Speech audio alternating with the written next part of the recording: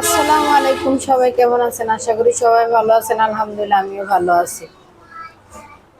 তো বাড়ির থেকে আসার পর থেকে আমি প্রচুর পরিমাণে অসুস্থ হয়ে পড়তেছি। যত দিন যাইতেছে তত আমি অসুস্থ হয়ে পড়তেছি। আসলে আমি ভিডিও করি দেখে অনেকে বুঝতে পারবেন না যে আমি অসুস্থ কিনা। তো আমার যেহেতু একটা ফেসবুক আছে, একটা পেজ আছে, একটা ইউটিউব চ্যানেল আছে, তো আমার এই জন্য প্রতিনিয়ত আমার ভিডিও আপলোড করতে হয়। আমি ফেসবুকে থেকে কিছু টাকা আর্নিং করতে পারি, কিন্তু এখনও উঠাইতে পারি নাই। 2 বছরের ভিতরে এখনও উঠাইতে পারি নাই। আর ইউটিউবের পিছনে অনেকটা খাটনি করতেছি, কষ্ট করতেছি, এখনও ফেসবুকে ইউটিউবে কোনো কিছু করতে পারিনি। তবে যাই হোক, সফলতা পাইতে গেলে প্রচুর পরিমাণে কষ্ট করতে হইব, ধৈর্য ধরা লাগবে। আসলে এটা হলো ধৈর্যের একটা কাজ। ধৈর্য ধরতে ধরতে যখন দেখা যায় একদিন না একদিন সফলতা পাবোই, তো ধৈর্য আমার ধৈর্য রাখাই লাগবে। তো তার জন্য আমিও ফেসবুক ইউটিউবের পিছনে আমি লাইগা রয়েছি, দেখি আমি কোনোদিন কোনো কিছু করতে পারি কিনা। তো আর 10টা মানুষের যেভাবে সফলতা পায় আমিও সেভাবে সফলতা পাওয়ার চেষ্টা করতেছি।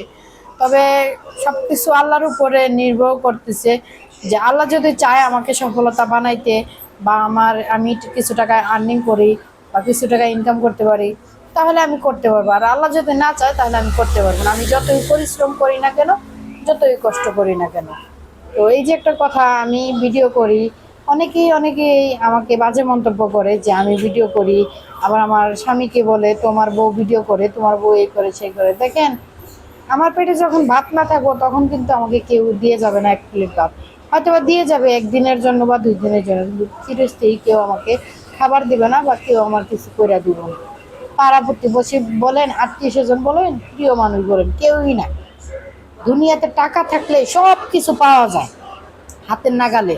আত্মীয় বলেন, স্বজন বলেন, প্রিয় মানুষ বলেন, বন্ধু বলেন, বান্ধবী বলেন, সব কিছু পাওয়া যায়। এই টাকাটা যদি হয় তাহলে সব এমনিতেই আসে, আর টাকাটা যদি না হয় সব সুরসুরে চলে যায়।